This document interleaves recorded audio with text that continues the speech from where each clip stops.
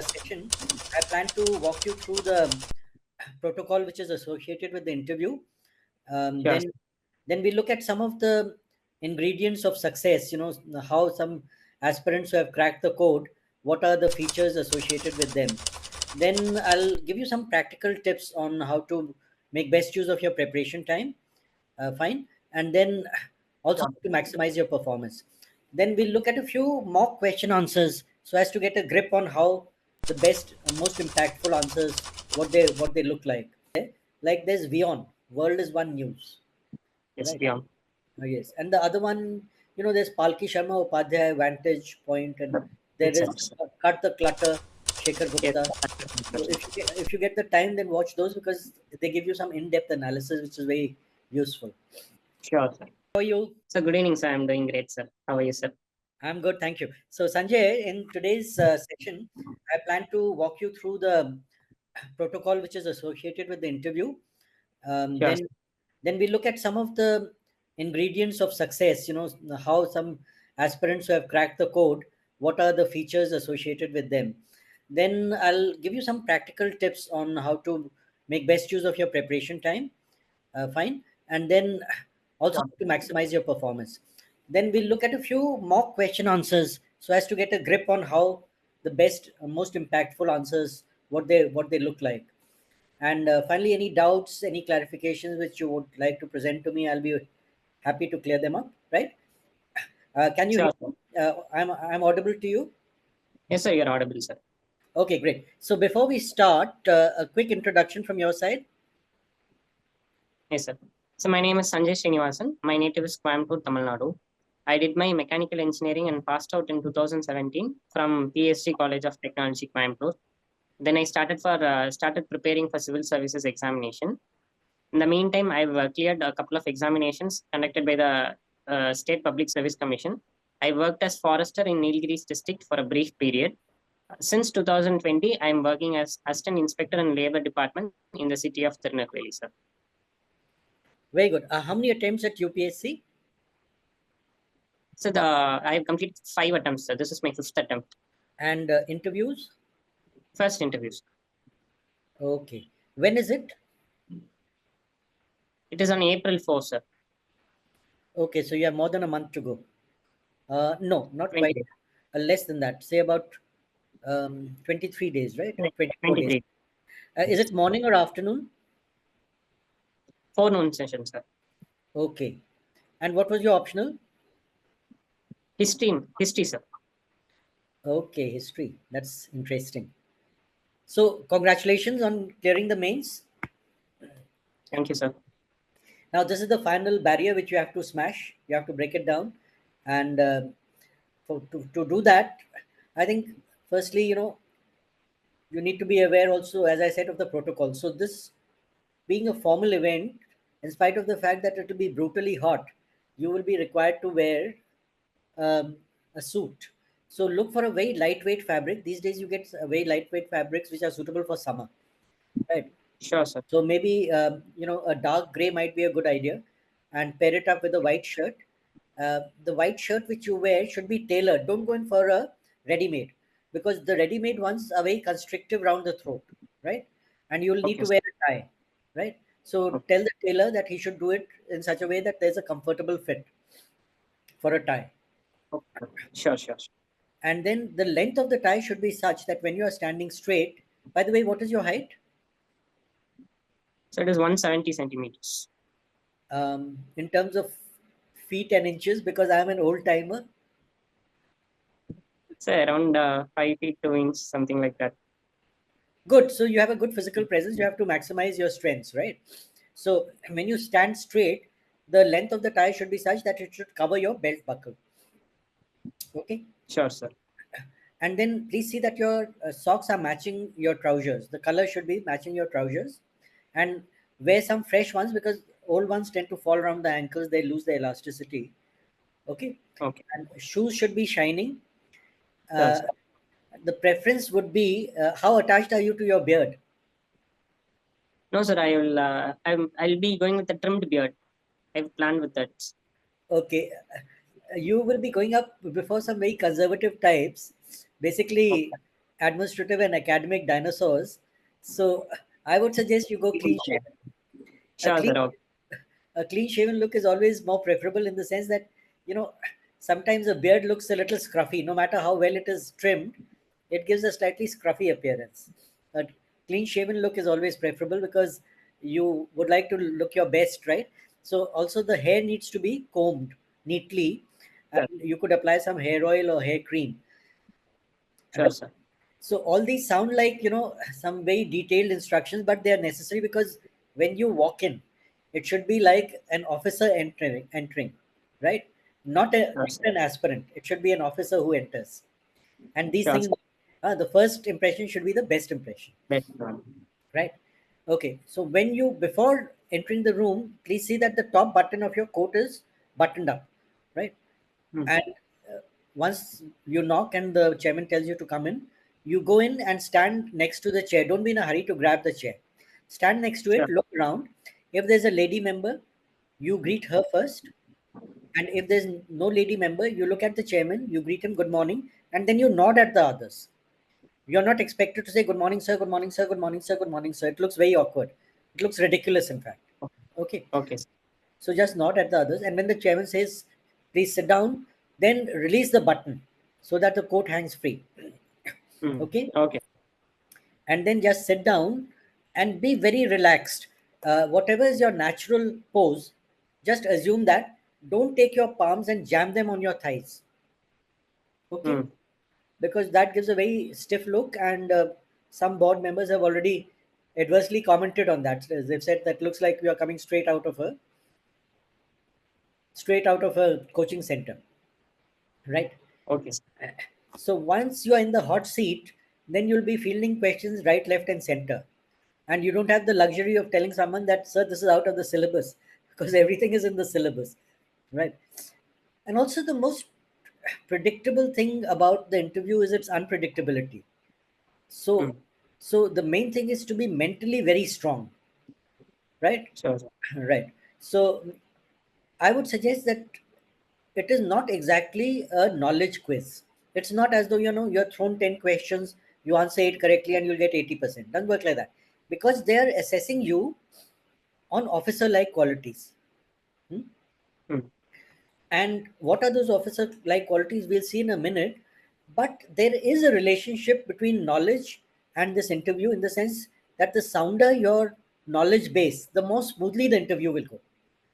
You can't expect to say, I don't know, sir, I'll have to read about it, sir, I'll have to look it up, sir, I cannot recall it, sir.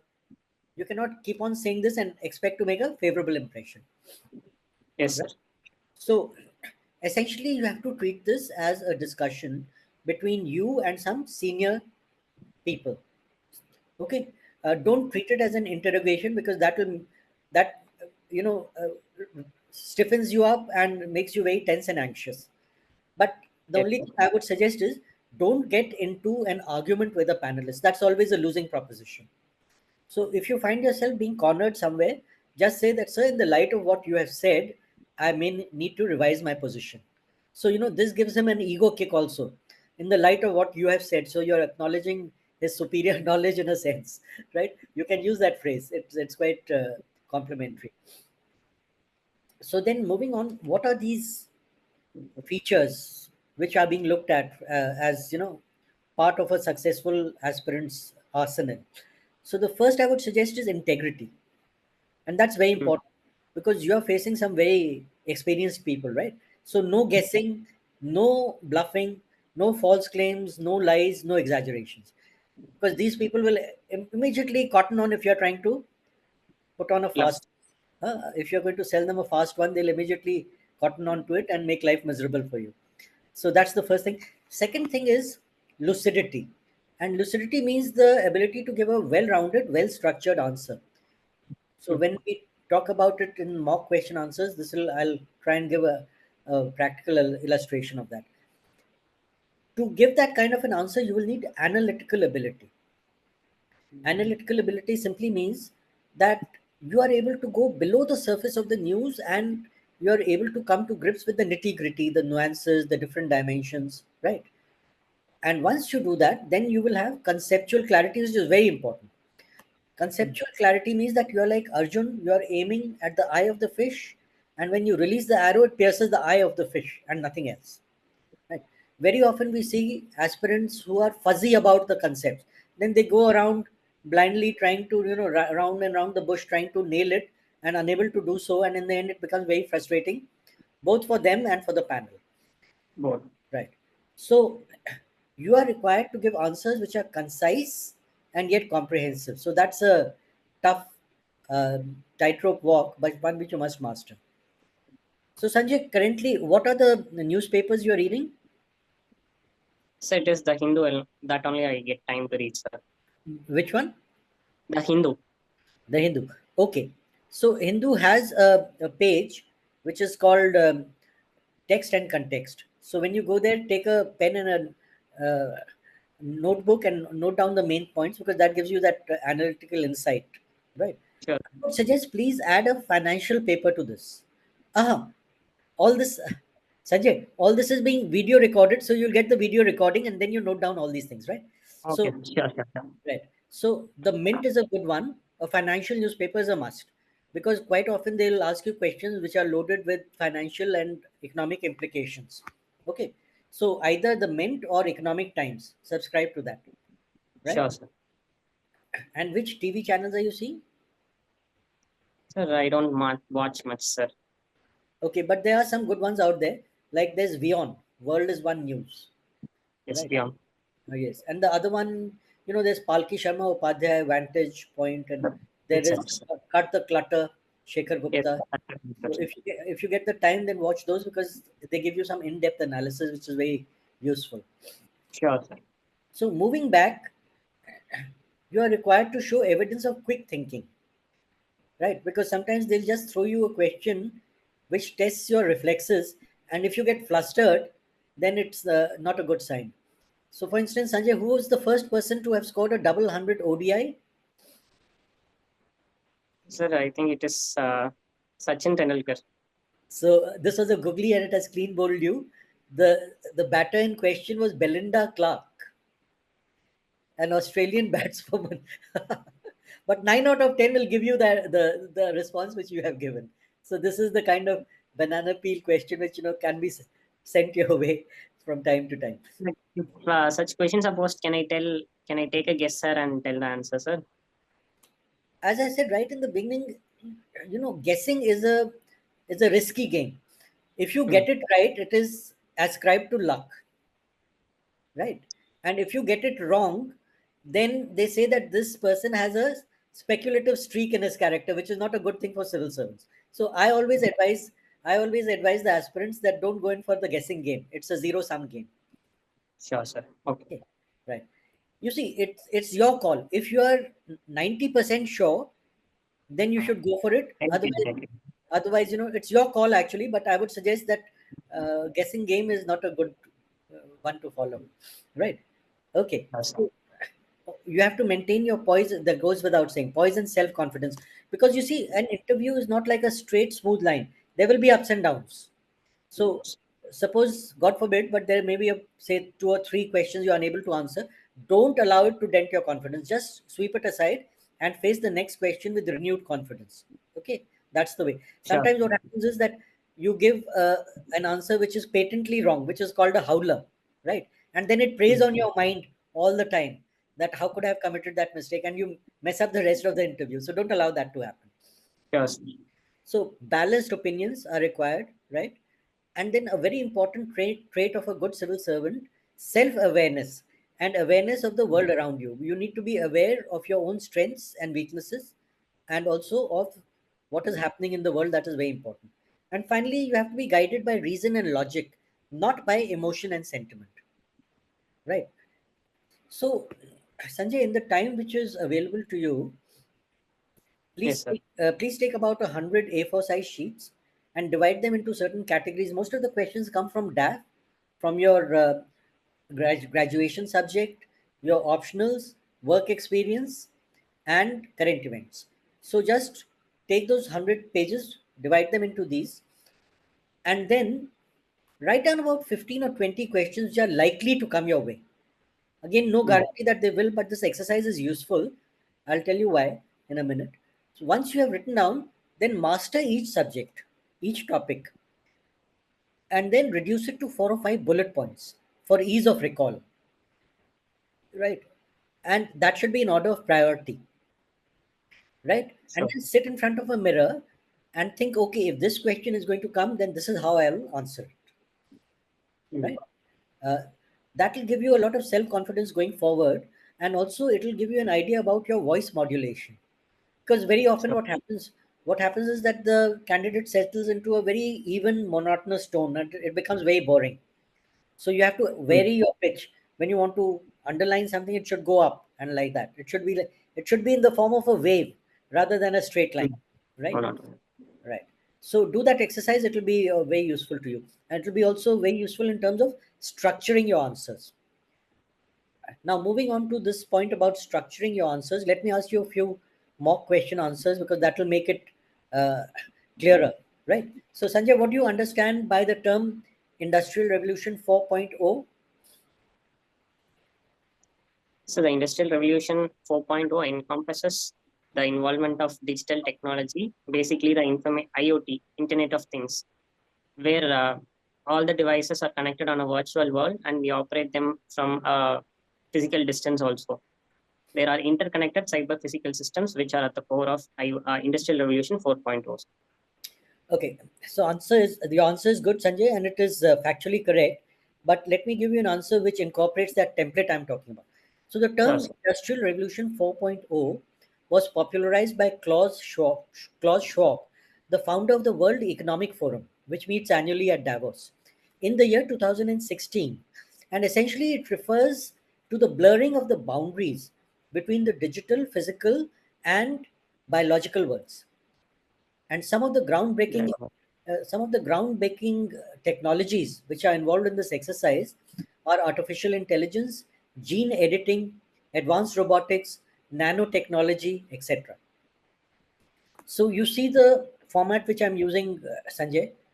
First, you place it in context. How did this term enter the public discourse, right?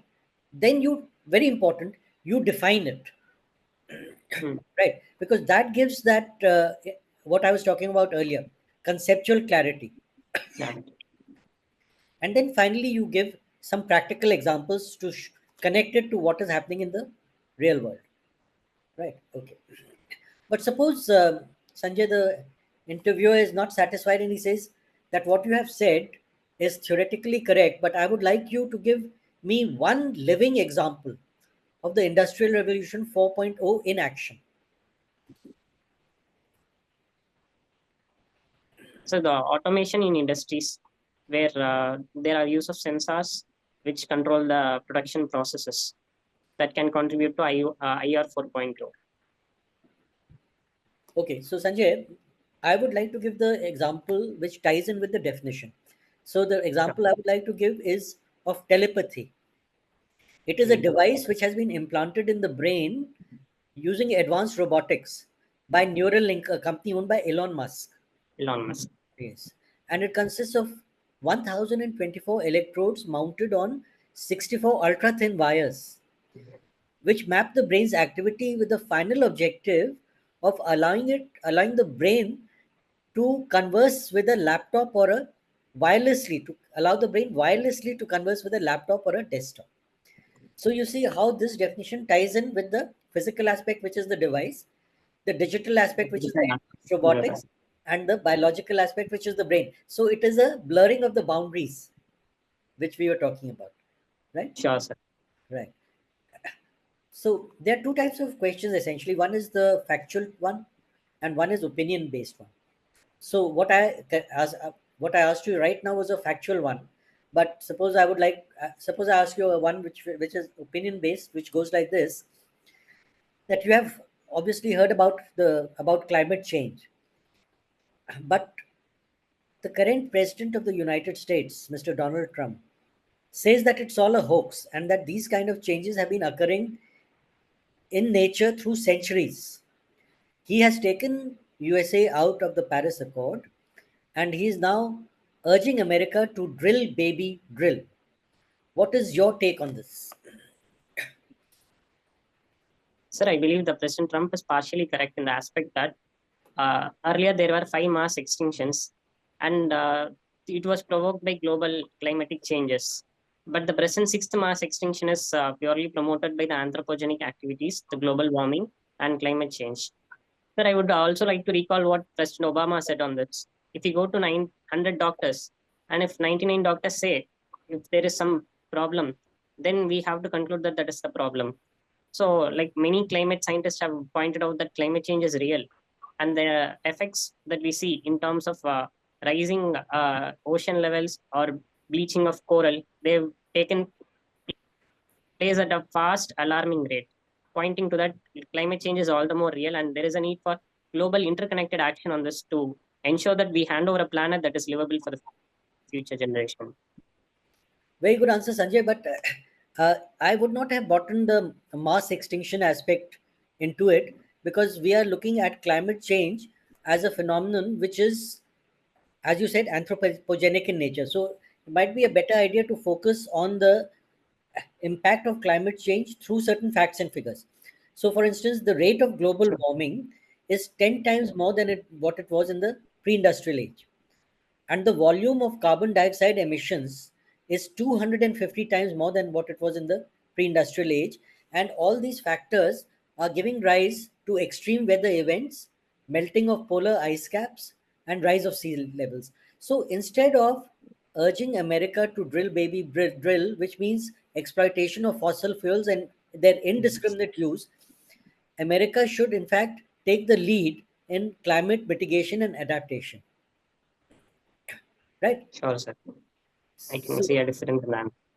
right. So very often, Sanjay, we use terms in everyday conversation without realizing that there are terminologies involved and some specific definitions involved in them. So, for instance, if I was to ask you, what do you understand by food security, Sanjay, and how is it different from nutrition security?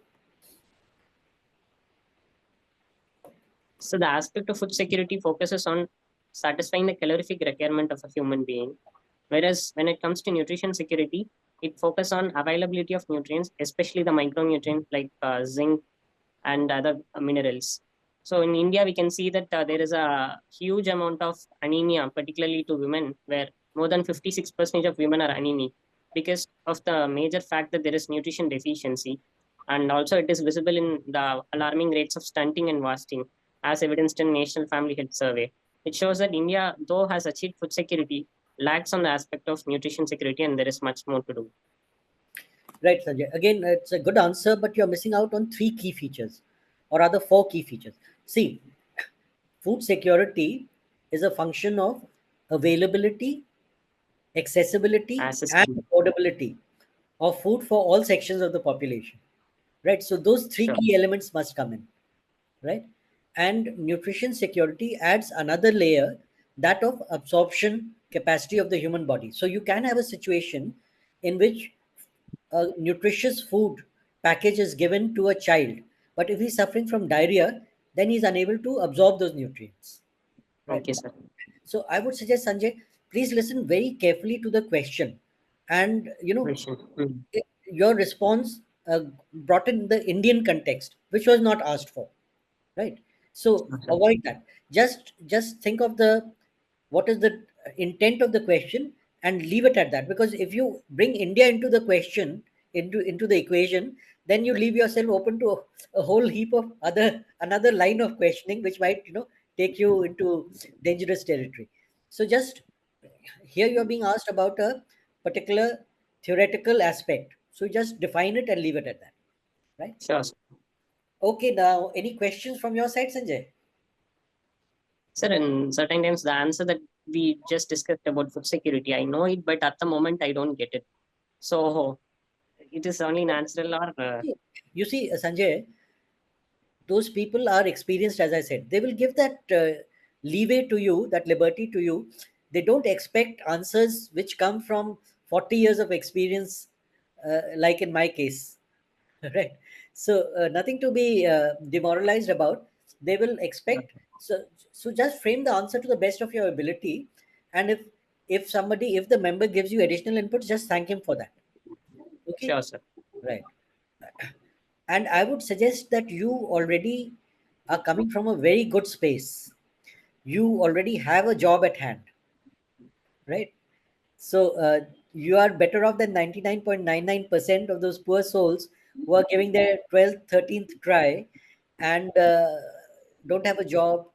At the end of the UPSC cycle, they are frustrated. They've lost the most productive years of their lives and so on. So you already have one foot in the door. You just have to kick it open. You have to leverage your strengths, right? You just go there with a absolutely clear mind, no cobwebs, no self doubts, right? Sure. And with that positive attitude that I'm going to ace this interview. Sure, sir. Okay, great. All the best. I'm sure I'll look forward to seeing your name in the list of successful candidates. Thank you, sir. Thank you, sir. And before you go, one final question. Who are the first pair of twins in the IAS? Sir, I'm sorry, sir. Can I get to hear the question once more, sir? Who are the first pair of twins in the IAS? So sorry, sir. I don't know, Okay, sir. you are looking at one of them now. Oh, I, I have an identical twin called Love. Both of us made it to the IAS in our first attempt. Both of us got UP cadre, and both of us got a mention in the Limca Book of Records as the first pair of twins in the IAS. it's nice to know, sir. Right, great. So, Sanjay, all the best, and I'm sure you'll do very well. Thank you, sir. Thank you, sir. Thank you, sir. Okay.